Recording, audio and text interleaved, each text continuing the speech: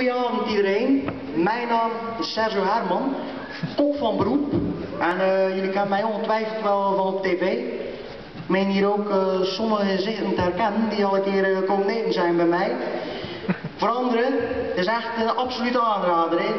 Topgerechtjes, fijn gepresenteerd, maar financieel zou je er wel een keer het zuur van durven krijgen. Nu goed, ik ben deze avond naar hier gekomen omdat ze mij gevraagd hebben om de receptie van jullie proclamatie te verzorgen. Nu, ik moet zeggen, dat was eigenlijk geen gemakkelijke opdracht, want ik moest gaan werken met van die typische Gentse streekproducten. En mij is er altijd gezegd geweest, als je Gent bent, moet je op zoek gaan naar die Gentse neuzen. En ik dacht eigenlijk altijd dat dat Genterneuzen was, maar dat is blijkbaar totaal iets anders. Dan gaat het blijkbaar om cuperdons. Ik was wel een klein beetje onthoogeld. Dus zo, ja, een simpele purperkegel met een hoop siroop in. Ik word er eigenlijk echt niet blij van. Ik krijg daar geen kippenvel van. Ik steek dan nog niet in mijn holle kies bij wijze van spreken. Dus dat is toch wel een beetje een tegenvaller. En daarom ben ik op zoek gegaan naar Gentse mokken.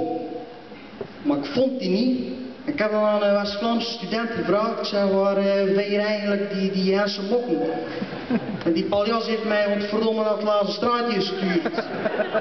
Nu, ik moet zeggen, de streekproducten dat ik daar gezien heb, zagen er bijzonder lekker uit, maar eerder om te verwerken achter dat je het hebt. Dus ik zou zeggen, lieve mensen, zo dadelijk gaat de receptie hier in alle hevigheid losbarsten. Hou je zeker niet in. Je hebt tenslotte ook 4 jaar inschrijvingsgeld betaald voor iets. En ik heb er godverdomme uren werk aan gehad om hier toch nog een paar lekkere hapjes uit mijn koksmuts te toveren. Dus je kunt er godverdomme zorgen dat het allemaal tot de laatste kruimel opgevreten raakt. Of die diploma's, die blijven mooi in Rita Godijns en Louis Vuitton handtas zitten.